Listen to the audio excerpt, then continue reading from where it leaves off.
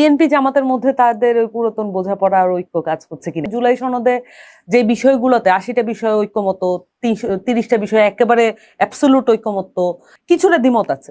এই বিষয়গুলো নিয়ে পার্লামেন্টে আমরা দেখতে চেয়েছিলাম আলাপ, কিন্তু সেটাকে সংবিধান সংশোধন কমিটির মধ্যে ঢুকিয়ে দেওয়া হলো। কিছুদিন আগে বলেছিলেন যে আসলে জুলাই গণ অভ্যুত্থান নিয়ে বিএনপি জামাত দুজনেই আসলে এটাকে ইউজ করছে, বা আপনি বলেছিলেন যে বিএনপি জামায়াতকে জুলাই সনদ নিয়ে রাজনীতি করার একটা সুযোগ তৈরি করে দিয়েছে। এই মন্তব্যের পেছনে কি কারণ ছিল?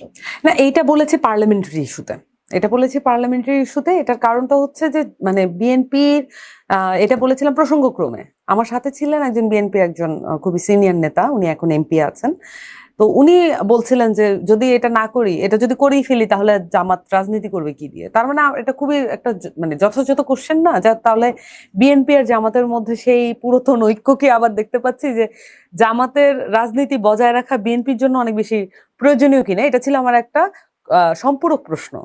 সো আমি পার্লামেন্টারি জায়গা থেকে আমি এটা দেখতে পাচ্ছি যে সনদের জায়গা থেকে দেখেন, আপনি এই ইলেকশনটা আসলে একটা পলিটিক্যাল ইলেকশন ছিল, যেটাকে একটা খুবই মানে খুবই ছোট করে ফেলা হয়েছে। মানে এটা একটা জাস্ট আর একটা গড়পড়তা ত্রয়োদশ জাতীয় সংসদ নির্বাচন, কিন্তু এটা আসলে এটার পলিটিক্যাল ইম্পর্টেন্সটা কি? আপনার তো একটা গণ অভ্যুত্থান হচ্ছে একটা আপনার সকল মানুষের একটা রাজনৈতিক বহিঃপ্রকাশ। এটার পরে যেই নির্বাচন হবে সেটার মধ্যে একটা রাজনৈতিক বহিঃপ্রকাশের লক্ষণ দেখা দিতে হবে, তা না হলে এটা পলিটিক্যাল নির্বাচন হবে না।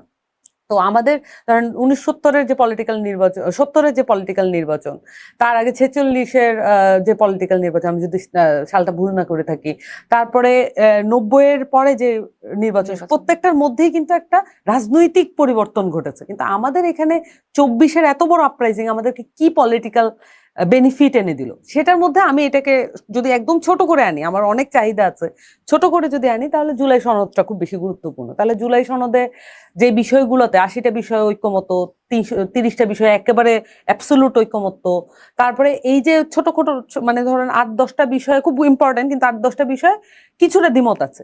এই বিষয়গুলো নিয়ে পার্লামেন্টে আমরা দেখতে চেয়েছিলাম আলাপ, কিন্তু সেটাকে সংবিধান সংশোধন কমিটির মধ্যে ঢুকিয়ে দেওয়া হলো।